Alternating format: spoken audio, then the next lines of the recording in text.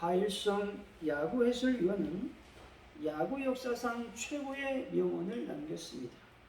야구 몰라요. 이 말은 모호하면서도 오묘합니다.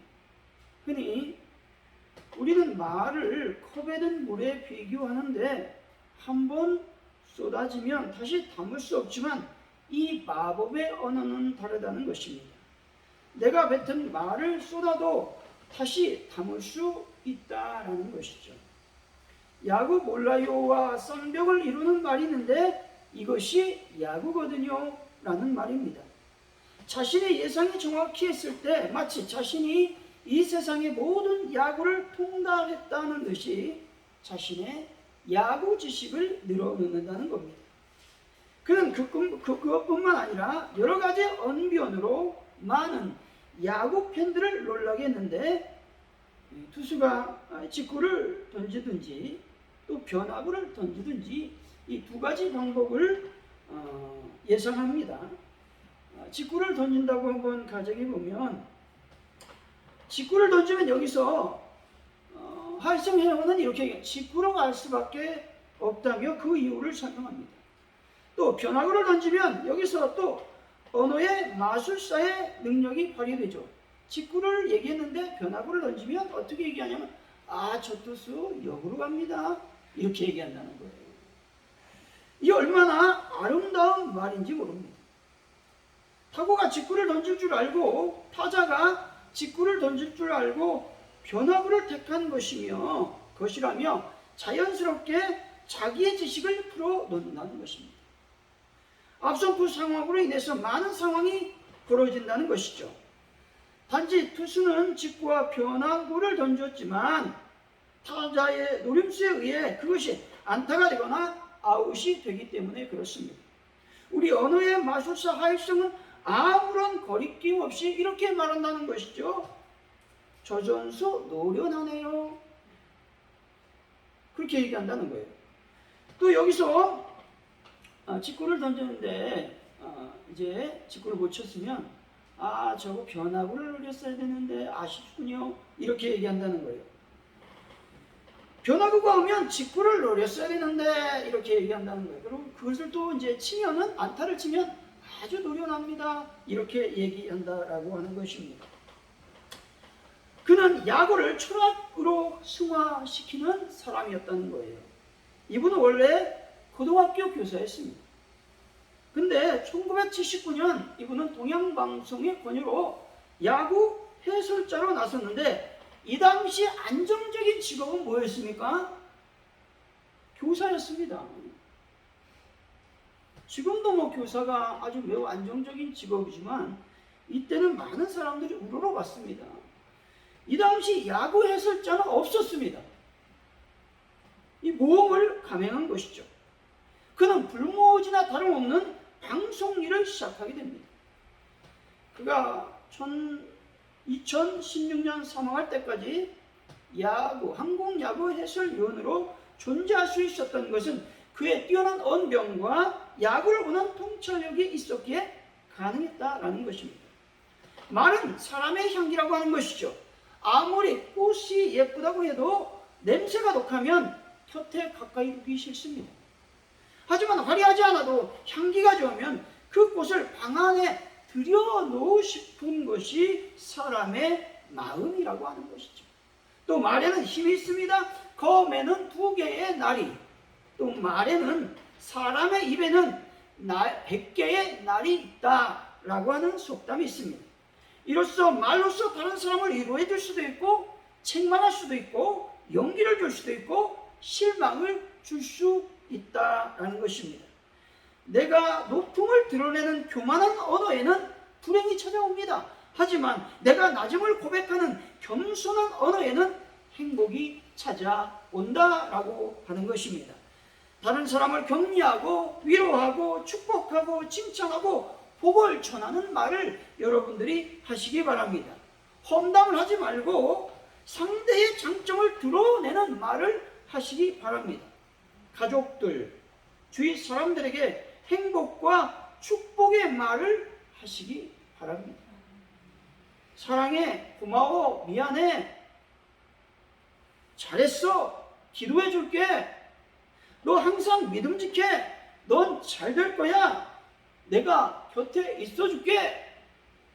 라고 하는 이 짧지만 이런 한마디의 말이 우리를 행복하게 한다라고 하는 것이죠.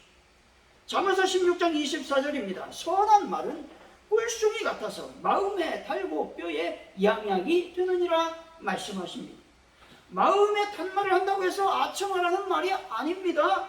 사람에게 양약을 주는 그 말은 뭐냐? 선한 말이라고 하는 것이죠. 우리 곁에 있는 사람이 행복할 때 우리는 더 행복해진다라고 하는 것입니다. 사랑하는 성도 여러분, 서로서로 은혜로운 말과 살리는 말을 하심으로 더욱 행복한 삶을 살아가는 귀한 분들이 되시기를 예수 이름으로 간절히 축원드립니다. 오늘 본문은 악인들로 인하여 이스라엘의 공동체가 붕괴의 위기에 처한 상황을 목도한 시인이 하나님께 호소하는 내용입니다. 다시 말해 시인은 의로운 자들, 압제받는 자들을 대표하여 심판주 하나님께 공의의 심판을 호소하고 있는 것입니다. 이 시는 비탄 시인데 아주 탄식하면서 이 하나님께 올려드리는 시라고 하는 것이죠. 악인들은 하나님께서 아무것도 보지 못하는 것으로 생각하여 주의 백성들을 압제하고 강포를 행한다는 것입니다. 시인은 하나님의 공의의 호응을 호소하고 있는 것입니다. 시인은 악인들을 향하여 하나님의 엄중한 심판을 경고하고 있습니다. 또한 시인은 하나님의 징계를 받지만 하나님으로부터 버림을 당하는 일이 없을 것이라고 확신하고 있는 것이죠. 오늘 본문을 통해서 언어의 마술사라고 하는 제목으로 어떻게 하면 하나님 앞에서 언어의 마술사가 될 수 있는지 하나님의 은혜를 나누도록 하겠습니다. 여러분, 언어의 마술사는 어떤 사람이냐? 기도하는 사람이라고 하는 것이죠. 출애굽기 8장 29절입니다. 모세가 이르되 내가 왕을 떠나가서 여호와께 간구하리니 내일이면 바리떼가 바로의 신하와 바로의 백성들을 떠나려니와 바로는 이 백성을 보내어 여호와께 제사 드리는 일에 다시 거짓을 행하지 마소서라고 말합니다. 하나님께서 모세를 애굽으로 보내셨는데 애굽으로 보내실 때 모세에게 아무것도 주지 않고 보낸 게 아닙니다. 모세에게 권능도 주시고 기적을 일으킬 수 있는 능력도 허락해 주셨다라고 하는 것입니다. 하나님께서 모세의 간구가 무엇이든 간에 다 허락하셨다라고 하는 것이죠. 출애굽기 8장 30절 모세가 바로를 떠나 나와서 여호와께 간구하니 말합니다. 모세가 간구했습니다. 하나님은 이 간구, 즉 모세의 기도를 들으시고 모세의 말대로 바리떼가 애굽에서 떠나가게 하셨다는 것이죠. 성경의 인물들은 모두 다 언어의 마술사였습니다.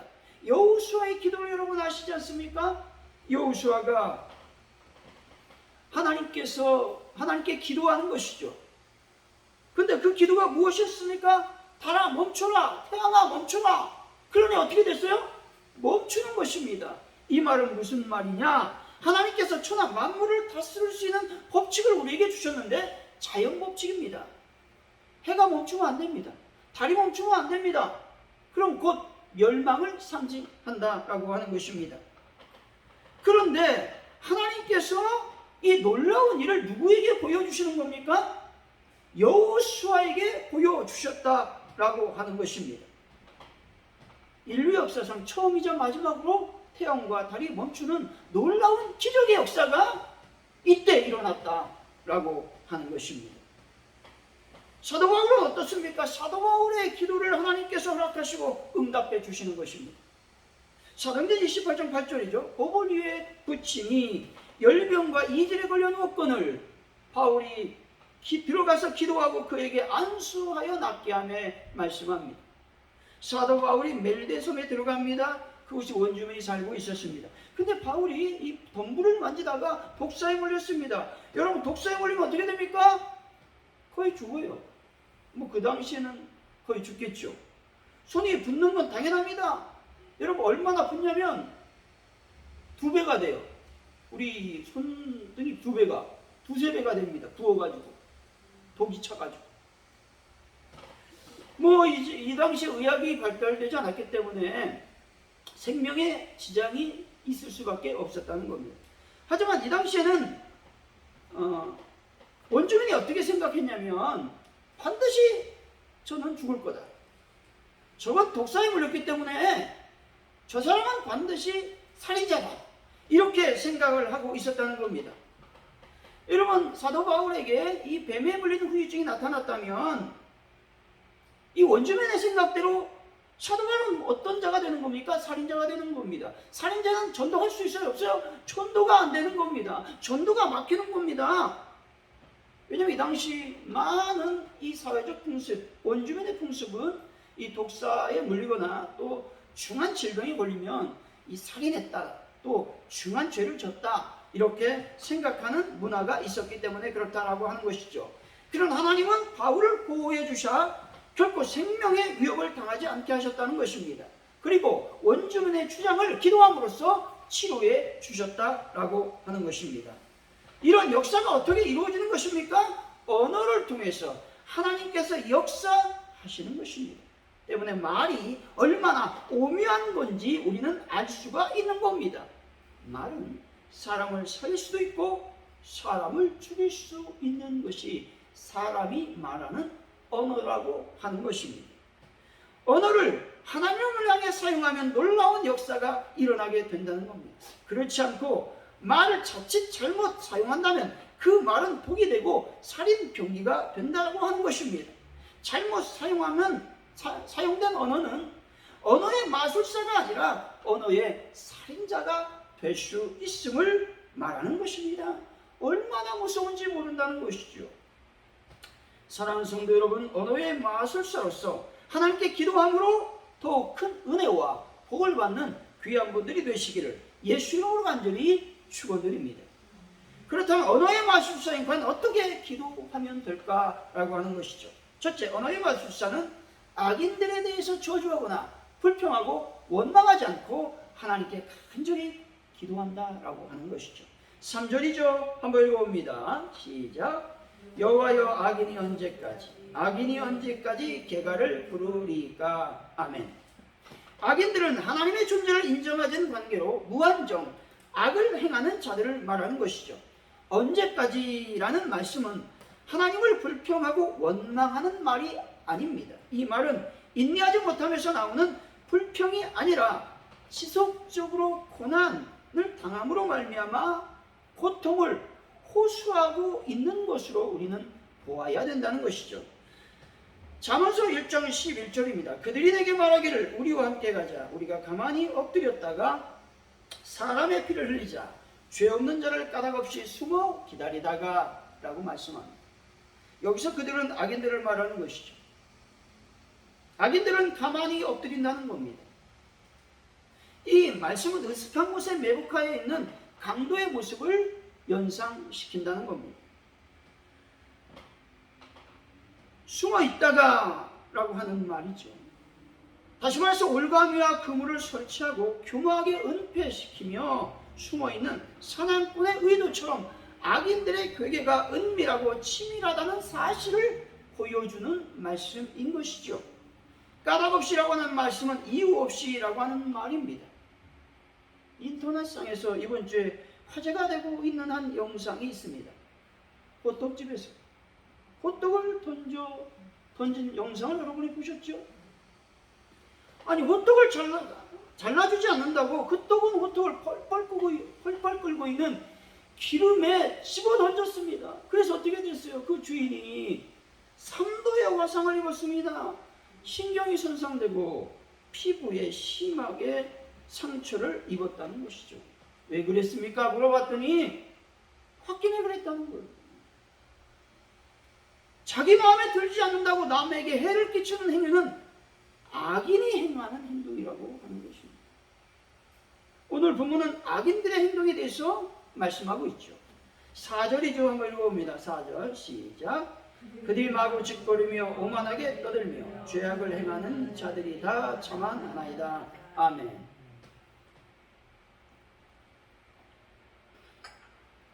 악인들은 마구 짓거리며 오만하게 떠든다라고 하는 것이죠. 이 말씀을 지역해보면 그들은 교만한 것들을 내쏟고 말하였다라는 말씀입니다. 내쏟다라는 말은 샘에서 물이 쏟아져 나오는 모습을 나타낼 때 사용하는 말입니다. 다시 말해 샘이 그 속에 가득한 물을 내쏟듯이 그 속에 가득한 교만을 독설로 내쏟는 악인들의 모습을 그리기 위해서 사용한 말씀입니다. 악인들은 교만하고 자만한 자이면서 하는 말마다 교만입니다. 하는 행동마다 오만한 행동을 한다라고 하는 것입니다. 여러분, 교만이고 또 오만한 그런 말들을 여러분 멀리하는 귀한 분들이 되시기를 바랍니다.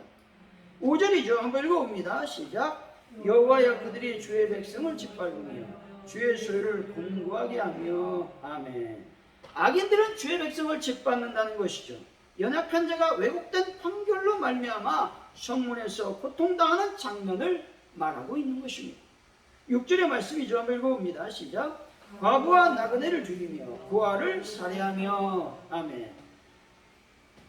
약자의 보호는 강한 자 그리고 법을 집행하는 관리의 의무였습니다. 그런데 이런 의무를 저버리고 약자들의 생명과 같은 그들의 생필품을 늑찰하거나 무자 그대로 그들의 생명을 해하기까지 했다라고 하는 것이죠. 다시 말해서 악인들은 힘없는 계층인 사회적 약자들이 가진 소량의 수유마저 빼앗기 위해서 살상까지 서슴지 않았다라고 하는 것입니다. 여러분, 이런 악인처럼 비열하고 잔혹한 삶을 살지 말고 더욱 주님이 원하시는 삶, 즉 선을 베풀고 덕을 세우는 삶을 살아가시기를 바랍니다. 이런 악인들을 만날 때 우리들은 어떤 삶을 살아가야만 하겠습니까? 기도해야 되는 것이죠. 지금 시인은 무엇을 하고 있는 겁니까? 하나님께 간절히 기도하고 있습니다. 1절의 말씀을 한번 읽어봅니다. 시작. 여호와여 복수하신 하나님이여 복수하신 하나님이여 빛을 비추어 주소서. 아멘. 시인은 복수하시는 하나님이여 라고 반복적으로 기도하면서 그의 간절하고 피 끓는 공의에 대한 염원을 하나님께 올리고 있는 것이죠. 여기서 복수하시는 하나님을 반복적으로 사용하고 있는 것은 복수는 누구의 것이다? 하나님께 속한 것임을 말씀하고 있는 것입니다. 신명기 32장 35절 상반절이죠. 그들이 실족을 할 때에 내가 보복하리라 말씀합니다. 내가 보복하리라고 하는 말씀은 복수는 하나님의 것이라는 말씀인 것이죠. 때문에 우리들은 그분의 복수하심을 조용히 기다려야만 하는 것입니다. 기도하면서 기다려야 된다는 것이죠. 2절이죠. 한번 읽어봅니다. 시작. 세계를 심판하신 주여 일어나서 교만한 자들에게 마땅한 도를 주소서. 아멘. 여기서 일어나사라고 하는 말씀은 앉은 자리에서 일어서십시오 라는 말씀의 의미입니다. 시인은 하나님의 일어나서 나의 간구를 들어달라고 기도하고 있는 것입니다. 여기서 교만한 자는 하나님에 대항하여 자신을 쳐드는 자를 말합니다. 시인은 교만한 자에게 벌을 내려달라고 기도하고 있죠.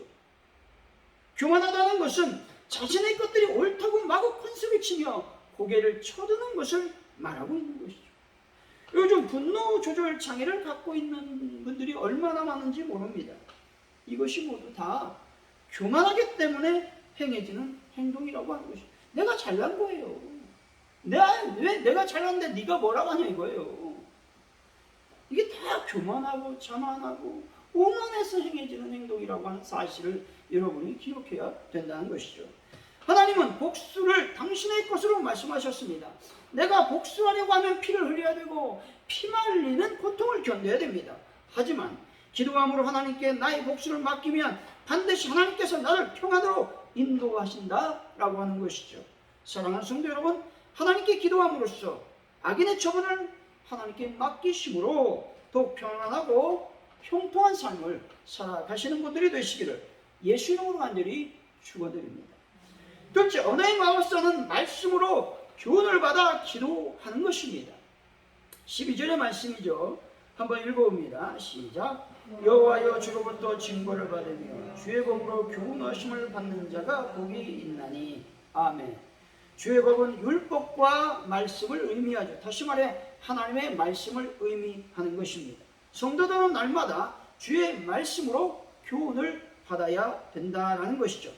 특별히 악인을 만났을 때, 어려움을 당할 때에 하나님의 말씀 안으로 여러분이 들어가야 되는 것입니다. 그런데 악인들은 어떤 생각을 갖고 있을까요? 7절입니다. 한번 읽어봅니다. 시작.